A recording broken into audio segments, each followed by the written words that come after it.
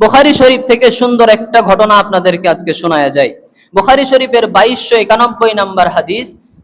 বনি ইসরাইলের দুইজন ব্যক্তি ঋণ, একজন দিবে আর একজন নিবে।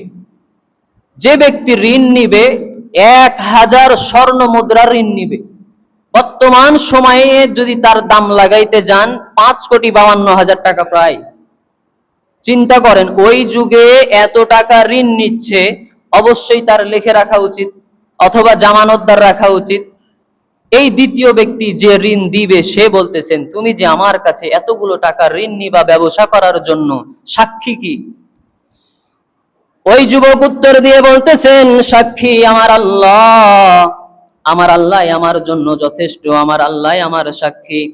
দ্বিতীয় নাম্বার বলতেছেন, তুমি যে এত টাকা ঋণ নিবা জামানতদার কে হবে? বলতেছেন, আমার পক্ষ থেকে আমার আল্লাহ তাআলাই আমার জন্য জামানতদার হিসাবে যথেষ্ট।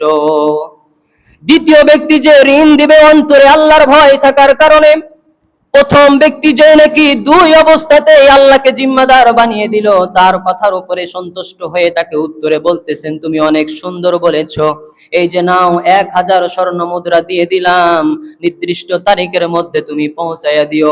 ওই ব্যক্তি চলে গেলেন। মাঝখানে একটা বিশাল সাগর পরে জাহাজে করে যখন ওই ব্যক্তি ওই পার চলে গেলেন, জাহাজে করে যাওয়ার পরে ব্যবসা বাণিজ্য করলেন, লাভবান হইল। নির্দিষ্ট তারিখে আবার সাগরের কাছে এসে দেখতেছে কোনো জাহাজের খবর নাই, কোনো জাহাজ নাই। নির্দিষ্ট তারিখে সমস্ত মাল পরিশোধ করার জন্য ব্যক্তি নদীর কাছে, সাগরের কাছে উপস্থিত হয়েছে, কিন্তু জাহাজ না থাকার কারণে যাইতে পারে না। এই অবস্থার মধ্যে ওই ব্যক্তি আল্লাহ তাআলার কাছে দোয়া করে বলতেছেন, ওগো আল্লাহ, তুমি তো জানো আমি অমুক ব্যক্তির কাছ থেকে ঋণ নিয়েছিলাম, তুমি তো এই কথাও জানো আমি তোমাকে সাক্ষী বানিয়েছিলাম। ওগো আল্লাহ, তুমি তো এই কথাও জানো আমি তোমাকে জামানতদার বানিয়েছিলাম। আল্লাহ, আজকে যদি আমি পৌঁছাইতে না পারি আমার কথার খেলাফ হয়ে যাবে, ওই ব্যক্তি আমাকে অবিশ্বাস করে বসবে। এজন্য আমি তোমার উপর ভরসা করে কাঠের একটা তক্তার মধ্যে টাকাগুলোকে সুন্দর করে ভরে দিয়ে, ওই স্বর্ণ মুদ্রাগুলোকে সুন্দর করে ভরে দিয়ে ছোট্ট একটা চিঠি লিখে দিলেন, ভাই আমি নির্দিষ্ট সময়ে তোমাকে টাকাগুলো পরিশোধ করার জন্য গিয়েছিলাম, কিন্তু জাহাজ না পাওয়ার কারণে আসতে পারি নাই। এই যে তোমার টাকা আমি কাঠের টুকরাই পৌঁছাই দিলাম।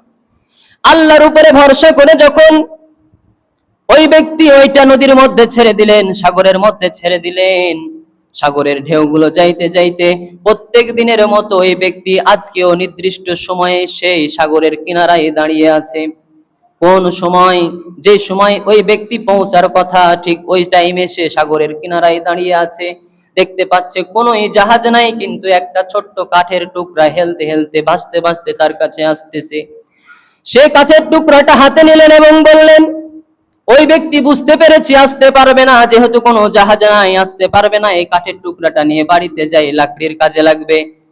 বাড়িতে নিয়ে যাওয়ার পরে যখন ফেরে তাকে শুকাতে দিবে এই মনে করে যখন ফাড়লো, মাঝখান দিয়ে ফাড়ার সঙ্গে সঙ্গে 1000 স্বর্ণ মুদ্রা এবং এই চিঠিটা তার হাতে চলে গেল। জোরে বলেন না সুবহানাল্লাহ। ওই ব্যক্তি চিঠিটা পড়লেন আর আশ্চর্যিত হলেন।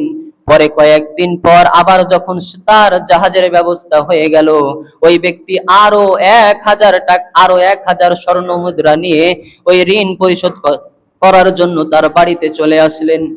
বাড়িতে আসার পরে এবার তাকে আবার ওই 1000 স্বর্ণ মুদ্রা যখন দিতে যায়, ওই ব্যক্তি এবার বলতেছেন যে, আপনি কি এর আগে ঋণ পরিশোধ করার জন্য আসেন নাই? বলে, ভাই আল্লাহর কসম করে বলতেছি আমি নির্দিষ্ট সময়েই এসেছিলাম, কিন্তু জাহাজ না পাওয়ার কারণে আমি তোমার টাকাটা নিয়ে আসতে পারি নাই। বলে, আপনি কি কোনোভাবে টাকাটা পৌঁছে দেওয়ার ব্যবস্থা করেছিলেন? বলে, যেভাবে ব্যবস্থা করেছি সেইভাবে পৌঁছবে কিনা আমারও বিশ্বাস ছিল না, তবে আল্লাহর উপরে ভরসা করে একটা কাঠের মধ্যে ভরে দিয়েছিলাম, জানি না সেটা তুমি পেয়েছো নাকি। ওই ব্যক্তি এবার আল্লাহর কসম করে বলতেছেন, তুমি যেই আল্লাহর উপরে ভরসা করে এত কিছু করেছো, সেই আল্লাহ কি কখনো তোমাকে নৈরাশ করবে?